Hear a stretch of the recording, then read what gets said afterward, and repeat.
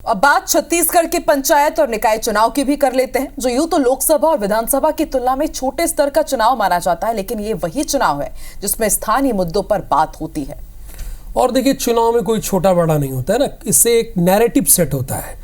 आम लोगों की बिजली, सड़क और पानी की बेहतर सुविधा के दावे किए जाते हैं। सांसद और विधायक की तुलना में पार्षद से ही लोगों को ज़्यादा उम्मीदें रहती है।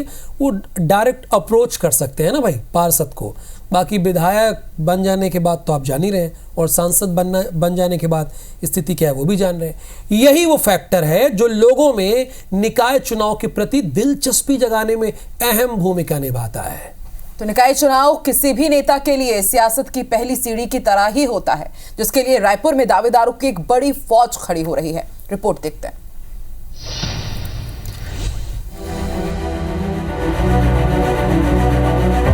भाजपा कार्यकर्ता चुनाव लड़ेगा। इस चुनाव को भी हम लोग नए तरीके से। छत्तीसगढ़ में नगरीय निकाय और पंचायत चुनाव एक साथ कराने की चर्चाओं के बीच बीजेपी और कांग्रेस ने चुनावी दंगल में उतरने की तैयारी तेज कर दी है। और इसी बीच महापौर के पद के लिए दावेदारों के नाम भी सामने आने शुरू हो गए हैं।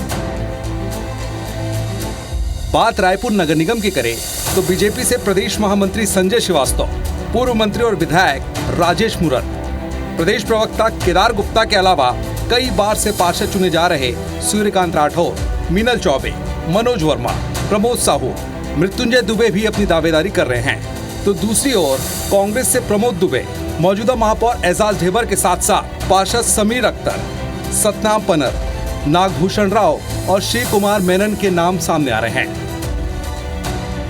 दिलचस्प बात यह है कि अभी आरक्षण का रोस्टर भी तय नहीं हुआ है। बावजूद इसके दोनों दलों के दिग्गज अपनी अपनी दावेदारी मजबूत करने में लगे हैं। इस पर सियासी बयानबाजी भी तेज है। उसके अंदर पार्टी भाजपा कार्यकर्ताओं पर आधारित पार्टी है, और हम कार्यकर्ता होने के नाते एक सामान्य कार्यकर्ता भी अगर होगा तो चाहे वो किसी भी पद पे पहुंचा, पार्टी कार्यकर्ता ने पहुंचाया, इसलिए भाजपा कार्यकर्ता चुनाव लड़ेगा।